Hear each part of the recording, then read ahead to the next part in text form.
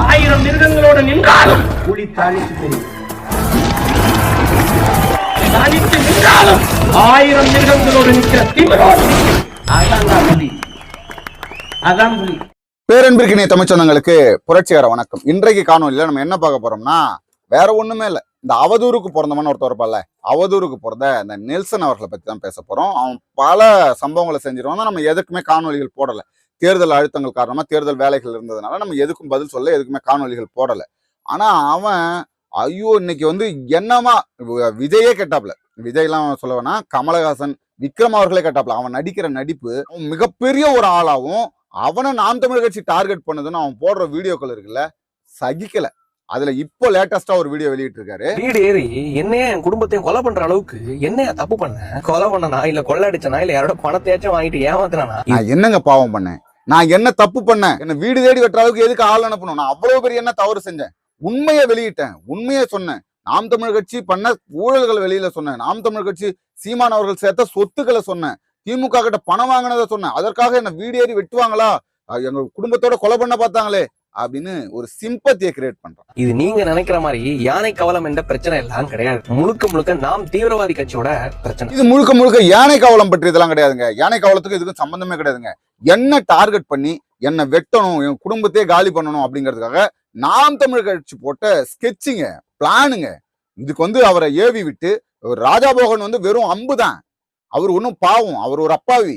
அவரை ஏவி விட்டு இதை முழுக்க முழுக்க செய்தது சீமான் தான். சீமான் அவருக்கு வேற வேலை இல்லைன்னு வச்சுக்கோங்களேன். சீமான் இவர் தான் இப்போ முதலா அவதூறு பரப்புறாரு, சீமான் மேல வன்மத்தை கொட்டுறாரு.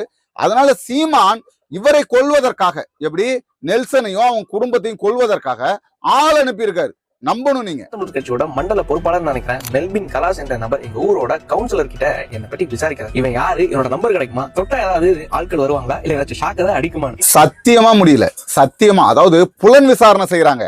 இவர் யாரு, இவருக்கு பின்னணி என்ன, இவரை அடிச்சா யார் வருவாங்க, பின்னாடி வருவாங்க, இவரை தொட்டா ஷாக் அடிக்குமா, இவர் நரசிம்மா விஜயகாந்த், கண்ணு செவக்கும் கண்ணன் துடிக்கும் கரண்ட் பாக்ஸ் வெடிக்கும்ன்ற மாதிரி இவரை தொட்டா ஷாக் அடிக்குமா அப்படின்லாம் இவரை ஆலோசனை பண்ணி பின்னாடி சுத்தி ஆள்லாம் வச்சு தேடி இவர் அதுக்கப்புறமா இவர்கிட்ட நெருங்கலாம் அப்படின்னு சொல்லி நாம் தமிழர் கட்சி முயற்சி பண்ணுது. கிட்டத்தட்ட 2 மணி நேரமா எங்க ஊர்ல இருக்கக்கூடிய எங்க வீட சுத்தி சுத்தி சுத்தி வந்திருக்காங்க. 2 மணி நேரங்க, 2 மணி நேரமா இவங்க வீட்டை சுத்தி சுத்தி சுத்தி கார்ல அலசி என்ன நடக்குது, எங்கெங்க சிசிடிவி கேமரா இருக்கு, எத்தனை காவலாளி துப்பாக்கிகளோட நிக்கிறாங்க, எத்தனை பேர் அங்க பாதுகாப்புக்கு இருக்காங்க, எத்தனை ரவுடிகள் நிக்கிறாங்க, இவரை தொட்டா எத்தனை பேர் உடனடியா வருவாங்க, ஊருக்கு வெளிப்புறமா இருக்கா, ஊர் உள்ளவே இருக்கா, வீடு பூந்து வெட்ட முடியுமா, இல்ல வீட்டுக்கு வெளில வர வச்சு எப்பயாவது வெளில வருவாரா, இல்ல எத்தனை மணிக்கு வெளியில வருவாரு, அதெல்லாம் ஆலோசனை பண்ணி வெட்ட முடியுமா, இதெல்லாம் ஸ்கெட்ச் போட்டு 2 மணி நேரமா இவர் வீட்டை சுத்தி சுத்தி சுத்தி வராங்க.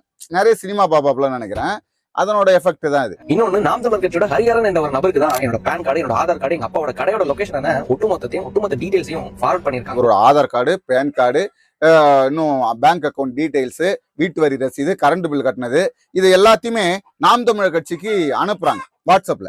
ஏன் அனுப்புறாங்க தெரியுமா? இவருக்கு லோன் கொடுக்க போறாங்க. எப்படி நெல்சனுக்கு லோன் கொடுப்பதற்காக இங்க இருந்து ஆதார் கார்டு, பேன் கார்டு, டேய் உங்ககிட்ட சண்டை வாங்கணும்னு வராங்க, திட்டம் போட்டு உன்னை அடிக்கணும்னு வராங்க, உன்னை வெட்டுறதுக்கு வராங்க. அதுக்கு எதுக்குற ஆதார் கார்டு, பேன் கார்டுலாம், ஆதார் கார்டு, பேன் கார்டுலாம் பதிவு பண்ணிட்டு வெட்டுவாங்களா? பதிவு பண்ணிட்டு வெட்ட போறாங்க.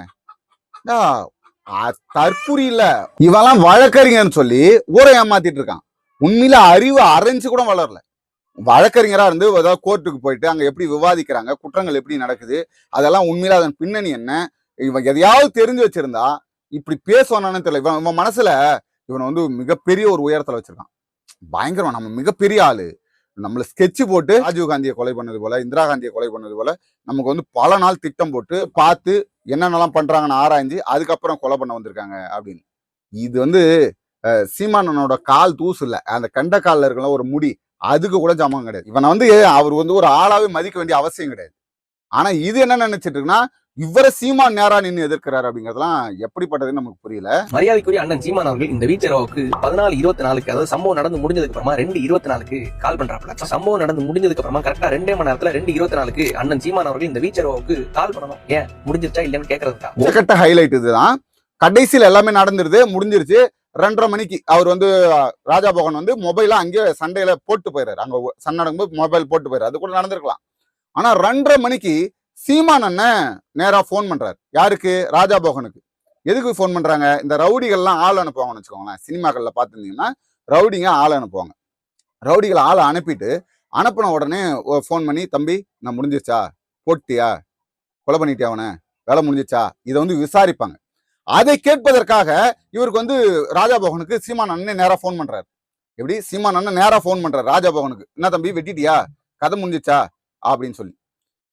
உண்மையிலேயே எனக்கு சத்தியமா எப்படி சொல்றதுன்னு தெரியல. இந்த சம்பவங்கள்லாம் செய்தி ஆக்கப்படுது, எல்லாருக்கும் தெரியப்படுது. 2:30 மணிக்குள்ள மதியத்துக்குள்ளவே இதெல்லாம் பரபரப்பா வந்துச்சு. உடனடியாக அது நடக்கும்போதே பரபரப்பா எல்லாருக்கும் தெரிய வந்துச்சு. அதன் பிறகாக அண்ணன் சீமான் அவர்கள் நேரடியா ஃபோன் பண்ணி, என் பண்ணப்பா வெட்டிட்டியா, குத்திட்டியா, கொலை பண்ணிட்டியா அப்படின்னு கேட்கிறாராம். இவன் தயவு செஞ்சு இவனை மனநல மருத்துவமனையில கொண்டு போய் சேருங்க.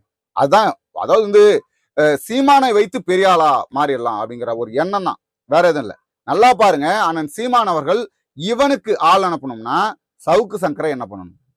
சவுக்கு சங்கரை விட அண்ணன் சீமான் அவர்கள் மீது அவதூறு பரப்பணும்னா, அப்படிப்பட்ட சவுக்கு சங்கரையே கைது செய்த போது, திமுக அரசு கைது செய்த போது அவருக்கு பக்கபலமாக நின்றது அண்ணன் சீமான் அவர்கள். அவருக்கு ஆதரவாக நின்றது அண்ணன் சீமான். தன் மீது அவதூறு பரப்புனா, தன் மீது வன்மத்தை கொட்டினா, பேச முடியாத வார்த்தைகள், கொச்சையான வார்த்தைகளை சொல்லி பேசினா, அன்னைக்கும் சவுக்கு சங்கர் பக்கம் நின்னது அண்ணன் சீமான் அவர்கள். இந்த மைனர்னு ஒரு நாய் சுத்திட்டு இருக்கு, முழுக்க அவதூறுக்கு போடணும். விஜயலட்சுமியா அங்கிருந்து கூட்டிட்டு வந்து சீமான் மீது வன்மத்தை கக்கணும், சீமான் மீது அவதூறு பரப்பணும், சீமானை வீழ்த்தணும்னு சொல்லி திமுக கிட்ட எலும்பு துண்டு வாங்கிட்டு முழுக்க அவனுடைய முழு வேலையும் அண்ணன் சீமான் அவர்களை அவமானப்படுத்துவது. அப்போ மைனர் அவர்களை என்ன பண்ணணும்? மனோஜ்னு ஒரு நாய் இருக்கு, மனோஜுக்கு முழுக்க இதுதான் வேலை. அவன் எங்க போனாலும், மேடை ஏறினாலும், இல்ல வந்து ஒரு யூடியூப்ல ஒரு பேசுறதுனாலும் முழுக்க அண்ணன் சீமான் அவர்களை பற்றி அவதூறு பரப்புவது மட்டும்தான் வேலை. அவர்களையே சீண்டல, அவர்களையே வந்து அவர் சொல்றது, நாங்கள் அவதூறுகளை உரமாக்கி அதன் மீது வளரக்கூடியவர்கள், நெருப்பை குப்பை கொண்டு மறைக்க முடியாது என்று தத்துவத்தோடு வந்தவர், எங்களுக்கு ஆணையிடுபவர். ஏமா தம்பி, அவன்லாம் கண்டுக்காத, அவதூறு பரப்புறவனுக்கு பதில் சொல்லாத, உன்னை நம்புவவனுக்கு நீ வேலை செய்ய அப்படின்னு சொல்லி எங்களுக்கு ஆணையிடக்கூடியவர். அப்படிப்பட்டவர் இவரை கொல்றதுக்கு ஆள் அனுப்புறாராம், ஸ்கெட்ச் போடுறாங்களாம், Aadhaar card PAN card details வாங்கி அனுப்புறாங்களாம். சரிப்பா, அங்க நடந்தது தவறு இல்லையா அப்படின்னு சொன்னா, உண்மையிலே அங்க நடந்தது தவறு இல்லையான்னு அது 2 பேருக்கு சம்பந்தமானது. ஒரு யானை கவலன்னு ஒண்ணு விற்கிறாரு, நீ சீமானை அவதூறு பரப்பும் போது கூட சேர்த்து அவரையும் சொல்ற, இந்த மாதிரி வந்து யானை கவலன்னு ஒண்ணு விற்கிறான், அதுக்கு வந்து எந்த எவிடன்ஸும் இல்லை, ஒண்ணுமே இல்லை அப்படின்னு சொல்லி. ஆனால் அவர் என்கிட்ட எவிடன்ஸ் எல்லாம் இருக்குன்னா அந்த அம்மா போய் பேசுறாங்க. ஆரம்பத்துல இருந்து அவர்கள் பேசியது இதுதான், என்கிட்ட எவிடன்ஸ் எல்லாமே இருக்கு, நாங்கள் வந்து லைசன்ஸ் வச்சிருக்கோம், நாங்கள் சட்டப்படி இதை வந்து பதிவு செய்கிறோம், எங்கள் பொருளை நீ வந்து அவதூறு பரப்புற, நாங்க ஒரு பொருள் விற்கிறோம், அந்த மதிப்பை நீ குறைக்கிற மாதிரி ஒரு வேலையை செய்யறியா அப்படின்னு தான் கேட்கறாங்க. அப்ப கேட்கும்போது இருவருக்கும் தகராறு ஏற்படுது. அப்ப இவன் தான் முதல்ல ஆரம்பிக்கிறான், என் வீட்டுல வந்து நீ இப்படி பேசுவியா போவியான்னு, நீனால உன் வீட்டுக்கு வந்தா நீ பண்ணதானே கேட்க வந்திருக்கோம் அப்படின்னு தான் அங்க ஆரம்பிக்குது. கத்தி எடுத்துட்டு போனதெல்லாம் சரியா அப்படின்னு சொன்னா உண்மையிலே நம்ம வன்முறையை ஏற்கல. இது வந்து உண்மையிலே அது தனிப்பட்ட நபர்களுக்குள் நடந்த சண்டைய இவன் வளருவதற்காக நாம் தமிழர் கட்சியை வைத்து தன்னுடைய காணொலி அதிக வியூஸ் போகணும், நாம மிகப்பெரிய ஆளா வளரணும், நாம வந்து மிகப்பெரிய ஒரு என்ன சொல்றது மற்றவர்களை மாதிரி பெரிய உச்சத்துக்கு வரணும் அப்படின்னு சொல்லி நாம் தமிழர் கட்சியை வைத்து நாம் தமிழர் கட்சியின் மூலமாக பலனை தேடுவதற்காக இந்த நாய் அண்ணன் சீமான் அவர்களை சீண்டது.